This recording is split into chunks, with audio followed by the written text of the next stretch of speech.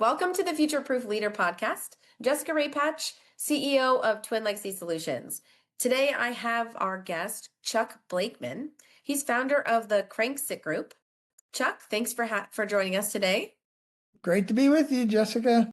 Awesome. I want to kick it off just by you letting our audience know who you are, what your company is, what you guys do. Sure. Chuck Blakeman, we're a company we founded called the Crankset Group in 2000. We work with CEOs and their teams to help them figure out how to make more money in less time, get off the treadmill, and get back to the passion at work. And we do that by rehumanizing their workplace and giving everybody their brain back. Wow, that sounds lovely. Well, it's different. And it is lovely because it's different because most companies are still working in the industrialized factory system model of how to run a business. And so we're helping them, giving them permission to actually leave the industrial age. Amazing. So you're kind of like a new age like business coach, essentially. Yes, I've built 13 businesses in 10 industries on 4 continents myself. And now for the last 15 years, I've helped other people avoid all the mistakes I made. Amazing. Okay, so you're the guy to talk to. Business guru. I love it. All right, so today we're going to cover some questions that will help us shape the knowledge that you have to give our audience some insights. So first question, when a CEO calls you, what's the number one pain point they think of or that they think that they have? And then what's the actual underlying problem that you usually find? Yeah, it's a great question. The number one pain point they normally have is that it's a combination of I don't have enough time. And the reason I don't have enough time is my pain point is I don't have the people who can actually make this go without me. I'm too important. Okay. Now, they would never say they're too important. Yeah, That's what they're saying when they talk is I have too much going on. I'm responsible for too many things. I don't know how to get this off my plate. And the underlying issue with that is that they are still in the industrial age and they don't actually truly believe that people are smart and motivated. There's some underlying subconscious part of them that says most people are stupid and lazy. And if I'm not involved, this thing's going to go to hell in a handbag. So I got to keep control of it. And the underlying issue behind that is a misunderstanding of leadership versus management. Most people who think they're leading are not. They're managing. Very few people are actually leading. Most of them are managing. So that the problem is I don't have enough time and I don't have the right people. And the problem is because you're managing them, not leading them. It sounds to me like a more of a micromanaging situation, right? Well, yes and no. I have a different view of management, and I'm not alone. John Kotter, the former emeritus of the Business School of Harvard, he and I believe both that management and leadership have nothing in common. So you either are or you aren't. And it's not like managing and micromanaging or leading and kind of leading. You either are or you aren't. If you're not leading, you're managing. And if you're not managing, you're leading. So micromanaging would be a subset of really, really, really bad case of I have to manage people. So I've studied this in depth and I've lived it for 40 years.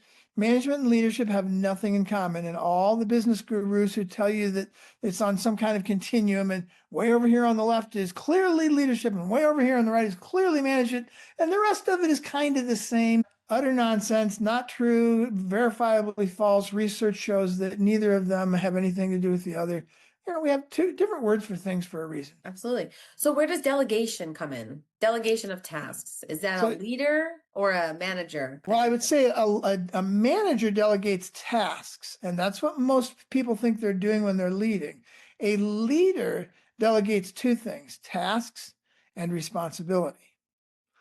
And the way we know we've delegated both is a leader will have information and reports and things coming at them for them to react to. Good leadership is actually very reactive. Managers, you're managing because you're giving somebody the task, but then you have to go chase them to make sure the task got done. What's the report? What's the data? I have to go find the numbers. It's all very proactive. Management is extremely proactive. Leadership is proactive up front so that it no longer has to be proactive down the road. A great example of that would be Dave Thomas, started Wendy's. Dave Thomas famously had one number come and find him every day. The number of buns sold, nationwide. From that number, he could extrapolate everything else he needed to know about profit and revenue and how many were hamburgers and how many were chicken and everything came from that one number. And it proactively came and found him via phone. There was no text at the time. They call him and say, here's the number. And that's leadership. A manager will go and find all the different numbers themselves. Now, again, he was very proactive up front to come up to figure out how. I'm sure it took him months, if not a year or two, to figure out very proactively, what do I need to know? And then I need to have that come find me. So he delegated both the task and the responsibility. And he knew the responsibility was on somebody else because all he did was react. I love it.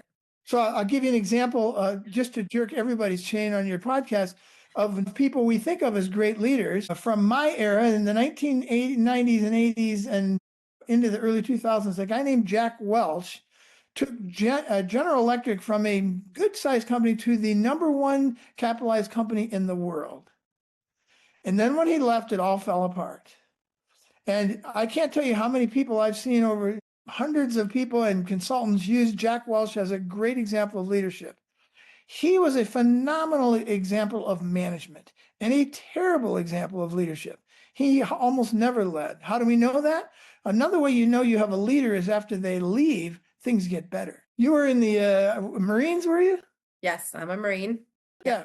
So you're probably on ships, not boats, or at least, and there's a guy named David Marquette or Marquet who wrote a book called Turn the Ship Around. He was a Navy boat sub-captain, and he basically has turned the entire management theory on its head in the military from that one experience of not telling people what to do and not commanding anybody to do anything. He simply reacted. That's all he did. And he took the worst submarine in the U.S. Navy and made it into the best U.S. submarine in the Navy in 1 year, with the same 134 stupid and lazy people who had made it the worst for 3 years in a row. And he did it with one thing. I'm no longer going to tell you what to do. You're going to come to me and tell me what you think you should do. And then I'm going to ask you hard questions. I'm going to react. Great leadership is reactive. Well, that's why our military is so strong. So that's exactly what they teach us. They teach us leadership. You have to trust that when they leave you, they know exactly what to do. And to do that, you need to empower them. If they don't feel empowered, they're not going to be able to make decisions in your absence. And if things fall apart, that's a detriment. Yeah. And so in our model, we have a fancy term for that. We call it distributed leadership and distributed decision making. And most companies do not have either one of those things. They have a top-down pyramid scheme that benefits the people at the top by using the people at the bottom. Somehow that's illegal for Tupperware salesmen, but it's okay in corporate America to have a pyramid scheme. And it's all top-down, and it's not distributed decision-making or distributed leadership, because there is this underlying fear that most people are stupid and lazy, and it takes the very few smart and motivated ones to manage them. Otherwise, this whole thing's going to fall apart. And there's no research that supports it. Here's a fascinating thing, Jessica. When I wrote my 4th book, Rehumanizing the Workplace by Giving Everybody Their Brain Back, I researched this question. Is there any evidence that a manager of a team makes the team more productive? I could not find a single study that even studied it, let alone proved it. Nobody has studied. It's just an assumption we make. A team of 10 people have to have a manager. Otherwise, they'll be stupid and lazy. I can't actually find you multiple studies and multiple real-life examples of companies where there are no managers. And because of that, the team does better. And yet we build our whole our whole system around the idea that people are stupid and lazy. A team of 10 people are smarter and more motivated than any one individual who would try to manage them. So let me ask you a question, Chuck. Does your business model revolve around leadership or management? It actually has both, but we have relegated management to stuff. Management is actually very essential for a business. I have a Kleenex box on my desk here, and it hasn't moved since I touched it last. This Kleenex box is stupid and it is lazy. And unless I manage it, it's not going to work well. The software, the processes, the desks, the computers, all the stuff is stupid and lazy, and we better manage it, or it's all going to come back to haunt us. People are not stuff. So this is the mantra: manage stuff, lead people.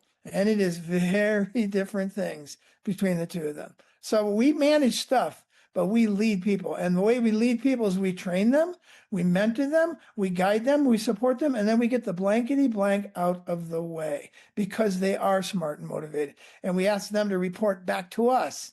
How's it going? That's the reactive leader. Nice. So restructuring leadership often creates fear and ego bruising. I'm sure Yeah. you've seen it. So how do you reorient a team's mindset from who do I report to how do we deliver value? No, it's a great question, and there's a book by this title. I've never read the book. I don't need to, but what you're describing here, at times when you start with certain environments where you've had a really top-down culture, it's going to feel like pushing water uphill with a rake. The managers have this misunderstanding that the only way they are valuable is if they are constantly indispensable. Jack Welch, constantly indispensable. When in fact, a leader's job is to work themselves out of a job, and you know they're valuable because they're not useful anymore there. So you put them somewhere else at a better level, higher level. There's always some way to be useful. But leaders are constantly working themselves out of a job. That's how we want to understand that, is to get people to where they work themselves out of jobs. Managers, I love this statement I heard from somebody one time. When I meet a manager, I often understand that they are important. When I meet a leader, I understand that I'm important. I like that. I like that. Very good. Okay, well, our podcast has a lot of AI. We're an AI company. Sure. AI is what we do and what people come to the podcast for. So I have to ask you, are you using AI in your business and your business model? And if so, how are you using it? Yeah, well, we do a lot of content creation and we do a lot of analysis. We work with business owners around financials and numbers and people. And so we do a lot of analysis of how the people are doing. There's seven different elements of every business. And around all seven of those, it's a great idea to do research. We should figure out what's going on in the world around us. What's the average for fill in the blank? What's the norm for this? And AI helps us accelerate all of that by asking the right questions to AI and making sure we get a conglomeration of all of that information. But then we are immediately suspicious of it. And I think that's the healthy way to look at it. Is here's what AI told us, and we don't believe it. Not until we've actually looked at it from 7 different angles. So we use it, but we actually use it secondarily. We never use it to start with. One of the things I learned in life, one of the valuable things I learned in life, is never look at what other people do to figure out your problem, which is exactly what everybody tells you to do. Find other people who've had the problem. No, first figure out, give it your best shot as to what you think might be the answer to that problem, because you might come up with something completely new. And if you read 27 books on how to do leadership, you're never going to come up with something new on leadership.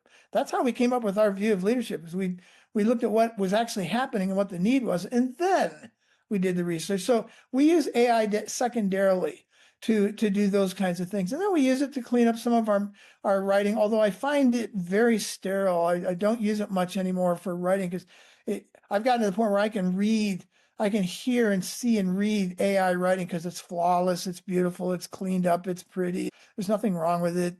We use it a lot for research and a lot for understanding, getting the beginnings of complicated problems that we're working with. And I'll use it more when it learns how to spell when it learns that there are 3 R's in strawberry. Right now, if you ask AI how many R's are there in strawberry, it will tell you there's 2. So it's got a ways to go. It's not perfect, that's for sure. But there are a lot of people using AI for administrative analytic tasks, right? So for you specifically, this kind of affects your business because some people are using AI as the middle manager. So how does your model account for where AI starts handling the middle management so humans can focus on leadership? Yeah, I first saw that probably 15 or 20 years ago, that the technology, at that time, they didn't even have the word AI. Technology was going to replace the middle manager. My perspective on that is the team replaces the middle manager. And then the value of technology, the value of AI, is to help the team with things that they might have leaned on some expert in the past for, like a manager. So I am a full-on fan of AI replacing some of the things that managers do, but AI will never replace giving a hug or saying, I'm sorry. or helping with gossip or all the other relational things that the AI, can't do, at least now and for the near future. So there are 10 things that Google identified that everybody needs at work. And then they made the awful assumption that therefore managers are important because there's 10 things people need. We're just going to assume there's one human being who can meet all 10 of those needs. And it's why we hate middle managers.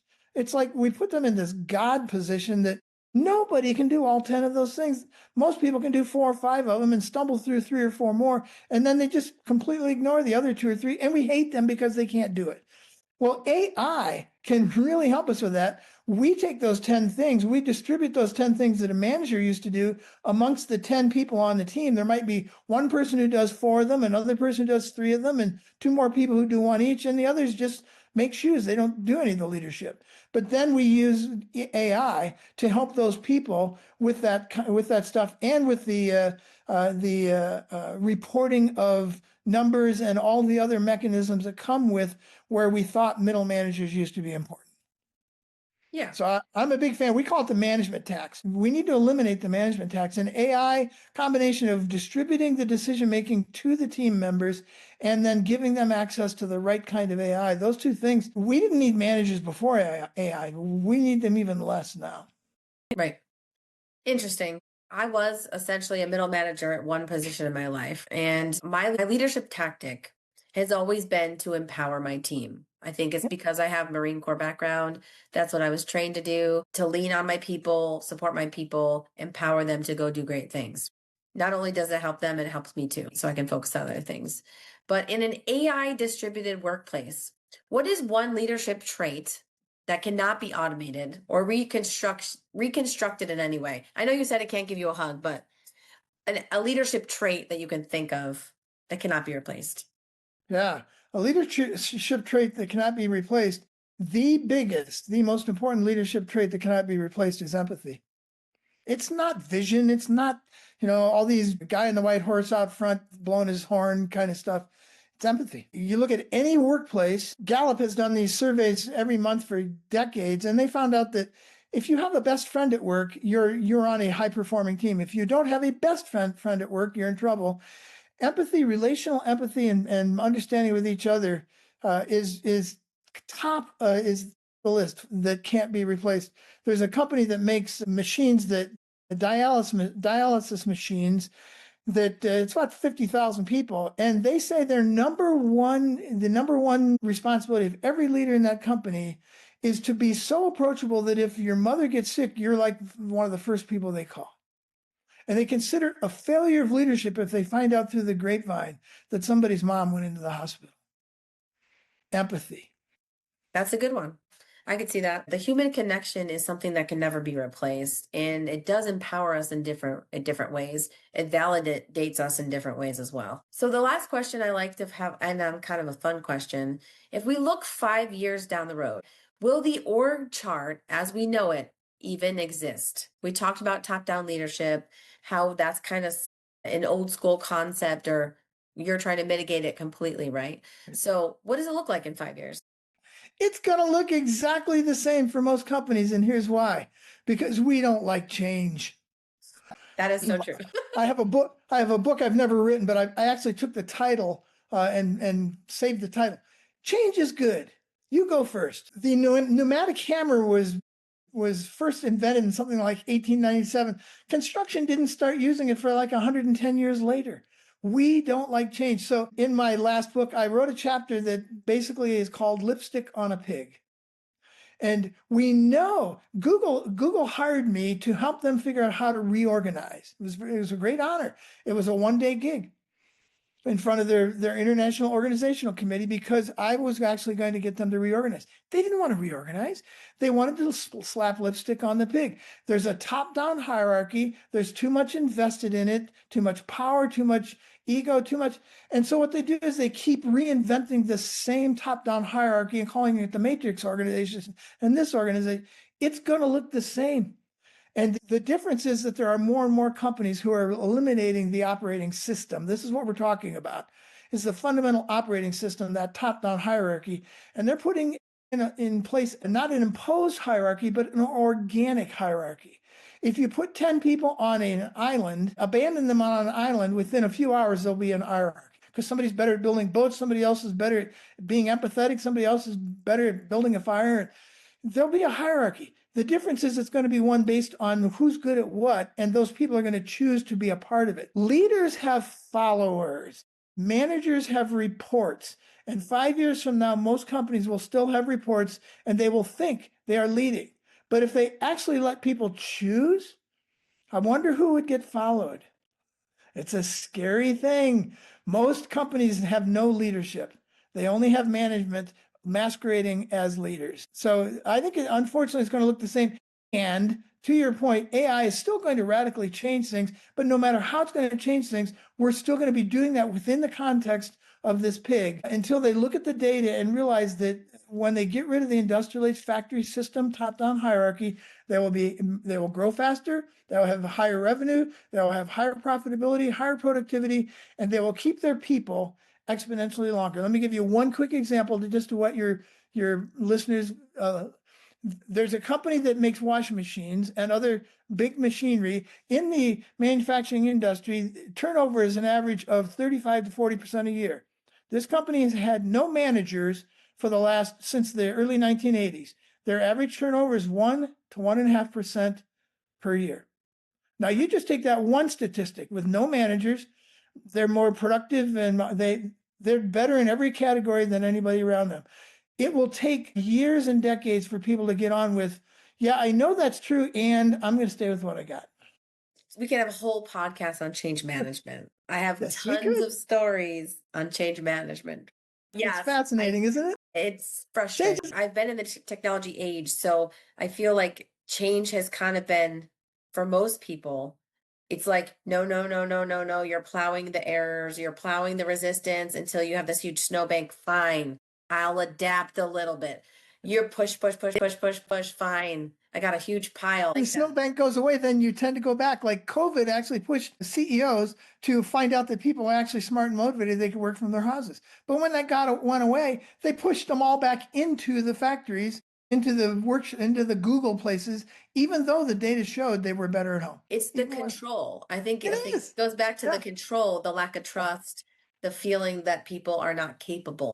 I guess you're you're trying to figure out, why aren't they capable? Why aren't you thinking they're capable? It's because you're not leading them, you're managing them, you're not empowering them, which I love. I love the concept. So companies that are listening to what you have to say and they're interested, where do they find you?